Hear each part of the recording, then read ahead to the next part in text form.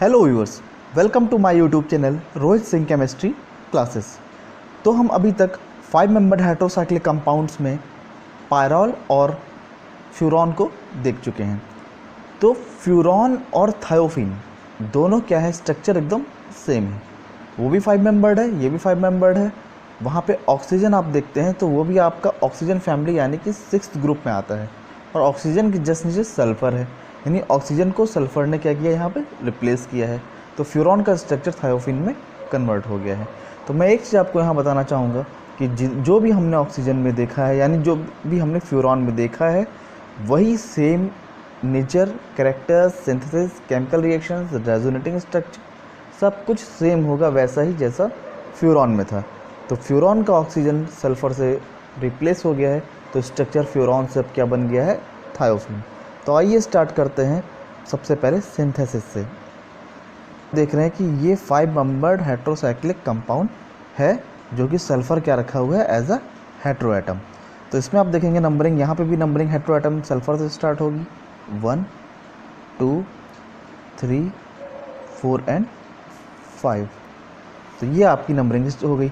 तो जैसे ऑक्सीजन में आप देख रहे थे कि एक लोन पेयर ऊपर था, एक लोन पेयर नीचे था, क्योंकि इसका जो एटॉमिक नंबर वो 6 होता है। तो एक तो कार्बन से जुड़ गया, बाकी आपके 4 as a lone pair free हैं।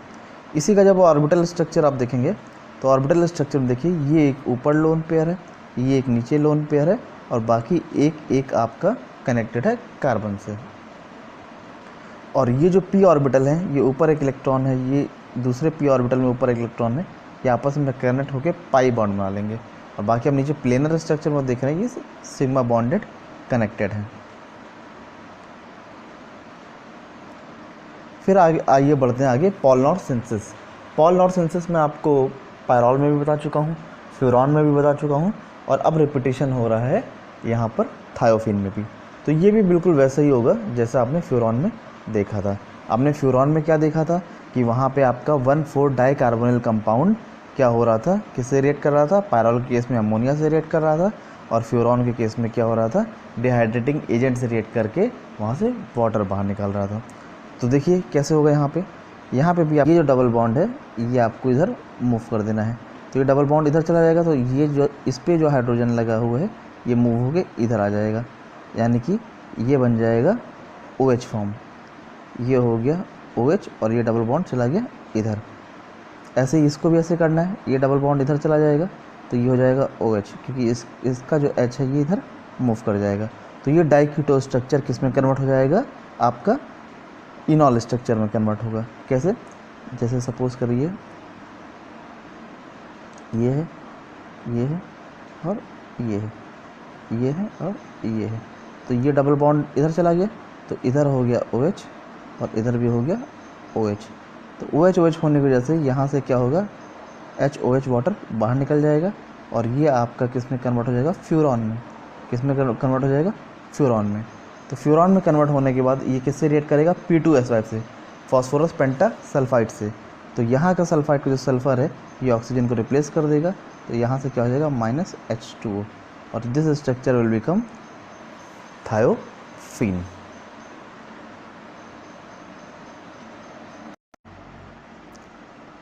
तो थायोफिन की नेक्स्ट सिंथेसिस है from sodium succinate. From sodium succinate. तो सोडियम सक्सिनेट से लेबोरेटरी सिंथेसिस देखते हैं। बेसिकली यहाँ पे ये जो स्ट्रक्चर आप देख रहे हैं ये आपका सोडियम सक्सिनेट का स्ट्रक्चर है। ये देखें तो ये आया कहाँ से, ये सक्सिनिक एसिड पे जब आप सोडियम हाइड्रोक्साइड से रिएक्ट कराएंगे तो सॉल्ट बन जाएगा। जैसे सपोज ये करिए, दिस वन इज CO और ये हो गया OH, और ये भी हो गया CO, ये हो गया OH। तो ये स्ट्रक्चर किसका है, ये स्ट्रक्चर है सक्सिनिक एसिड का, ठीक है। और ये किससे रिएक्ट होगा, NaOH। तो NaOH क्या करेगा, इस हाइड्रोजन को, OH को क्या करेगा, रिप्लेस कर देगा। तो यहाँ रिप्लेस हो गया आपका आ जाएगा Na, और ऐसे यहाँ भी H रिप्लेस हो जाएगा Na। तो ये बन जाएगा सोडियम सक्सिनेट सॉल्ट। तो यहीं पे सक्सिनिक एसिड NaOH से रिएक्ट होकर क्या बना लिया, सोडियम सक्सिनेट। बाद में ये फॉस्फोरस ट्राइसल्फाइड से रिएक्ट किया और इसके प्रेजेंस में हीट किया गया। तो सल्फ़र क्या करेगा, इसको साइक्लाइज कर देगा, यहाँ से CO2, और CO2 क्या हो जाएगा, बाहर निकल जाएगा, और ये एज अ थायोफीन क्या हो जाएगा, साइक्लाइज हो जाएगा। तो ये आपका लेबोरेटरी सिंथेसिस था। नेक्स्ट देखते हैं हिंसबर्ग सिंथेसिस। हिंसबर्ग सिंथेसिस में क्या होता है कि बेसिकली आपका 1,2 डाइकार्बोनिल कंपाउंड, 1,2 डाइकार्बोनिल कंपाउंड, जैसे आप यहाँ देख रहे हैं 1,2 डाइकार्बोनिल कंपाउंड है, यानी कि ये 1 हो गया, ये 2 हो गया, और ये कार्बोनिल पहला और ये दूसरा, तो ये डाइकार्बोनिल किससे रिएक्ट करेगा, डाई इथाइल थायो एसीटेट। जैसे यहाँ आप देख रहे हैं दिस वन इज पहला एसीटेट, ये हो गया दूसरा एसीटेट, और ये कैसा है, सल्फ़र के साथ एसीटेट है, तो उसे बोलेंगे थायो एसीटेट। और कितनी बार है, 2 बार है, तो ये हो जाएगा डाईथायो एसीटेट। अब डाईथाइल क्यों बोला गया, क्योंकि यहाँ एसीटेट में देख रहे हैं कि ये जो आपका इथॉक्साइड ग्रुप है, एक इथॉक्साइड इधर और एक इथॉक्साइड इधर। पहले जनरल देख लेते हैं, फिर स्पेसिफिक देख लेंगे। तो ये क्या है, 1,2 डाइकार्बोनिल कंपाउंड है, ठीक है। दिस वन क्या है, थायो डाई एसीटेट, यानी कि दिस वन इज थायो, और एक एसीटेट इधर और एक एसीटेट इधर, यानी डाई एसीटेट। तो ये रिएक्ट होकर क्या बनाएगा आपका थायोफीन। कैसा थायोफीन, अगर नंबरिंग करिए तो नंबरिंग में भी आप ये 1, 1, 2, 3, 4 एंड 5, तो 2 एसीटो ग्रुप कहाँ लगा है, 2 और 5 पे, यानी हम बोल सकते हैं 2,5 डाई एसीटो थायोफीन, ठीक है। तो अब देखिए ये सिंथेसिस हुआ कैसे, इसमें तो बहुत बढ़िया ये बताया गया है कि जैसे ये कलर देखिए, ये कलर अलग है, ये आपका डाइकार्बोनिल कंपाउंड का, और ये कलर क्या है, ये अलग है, हेट्रो एटम का कलर अलग है, जो सल्फ़र आपका हेट्रो एटम है थायोफीन में। तो अब देखिए इस स्ट्रक्चर को उठा के ले आइए इसके ऊपर, ठीक है। तो ये काम हम करते हैं, इसके ऊपर उठा के ले आते हैं। तो ये ऐसा बना हुआ है, ये ऐसा बना है, और एक कार्बोनिल नीचे की तरफ है, इधर भी एक कार्बोनिल नीचे की तरफ है, और एक मिथाइल ऊपर है और एक मिथाइल ऊपर है। तो आप देखिए कि इस पोजीशन पे यहाँ पे 2 OH लगे हैं, H और H। एक बार फिर से बना के देखते हैं।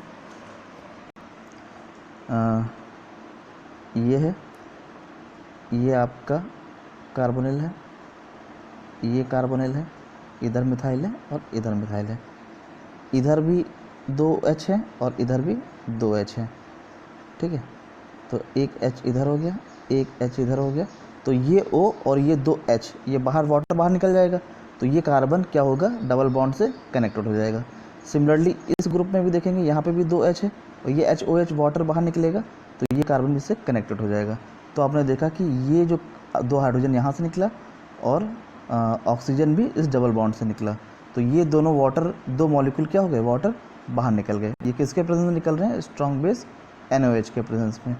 तो एक वाटर आपका ऑक्सीजन इधर से और 2 हाइड्रोजन इधर से, एक ऑक्सीजन इधर से और 2 हाइड्रोजन इधर से निकल गए, तो ये स्ट्रक्चर यहीं पे आके क्या हो गया, कंबाइन हो गया, यानी कि इसके ऊपर ये डबल बॉन्ड आ गया और ये कनेक्टेड हो गया, एक मिथाइल इधर और एक मिथाइल इधर, ये ऐसा स्ट्रक्चर बन जाएगा, यानी इधर भी एक मिथाइल शो होना चाहिए। तो ये स्ट्रक्चर आपका आके बन जाएगा। फिर आगे देखते हैं एग्जाम्पल में, यहाँ पे क्या है कि ये ऊपर फिनाइल लगा है एक, और इधर ऊपर फिनाइल लगा है एक, नीचे और नीचे क्या है, डाइकार्बोनिल कंपाउंड है, इधर 2 H है और इधर भी 2 H है, तो ये HOH वाटर निकल गया, और इधर भी O और HH निकल के वाटर निकल गया, तो क्या होगा, ये यहाँ से कंबाइन कर जाएगा। और यहाँ पे देख रहे हैं फिनाइल ग्रुप लगा, तो फिनाइल लगा है, ये फिनाइल इधर भी लगा है, तो यहाँ भी क्या हुआ, 2 मोल ऑफ वाटर बाहर निकल गया, किसके प्रेजेंस में, बेस के प्रेजेंस में। बेस यहाँ पे क्या है, पोटेशियम टर्शरी ब्यूटॉक्साइड। तो ये जो आपका स्ट्रक्चर बन के आया, ये बन गया सब्स्टिट्यूटेड थायोफीन। और कैसा है, यहाँ पे देखेंगे तो 2 पोजीशन और 5 पोजीशन पे क्या लगा है, एसिटाइल ग्रुप लगा है, और 3 और 4 पोजीशन पे फिनाइल ग्रुप लगा है, तो ये सब्स्टिट्यूटेड थायोफीन बन के आ गया। तो ये सिंथेसिस थी Hinsberg synthesis. Thanks for watching my YouTube channel. Kindly subscribe my channel and press the bell icon.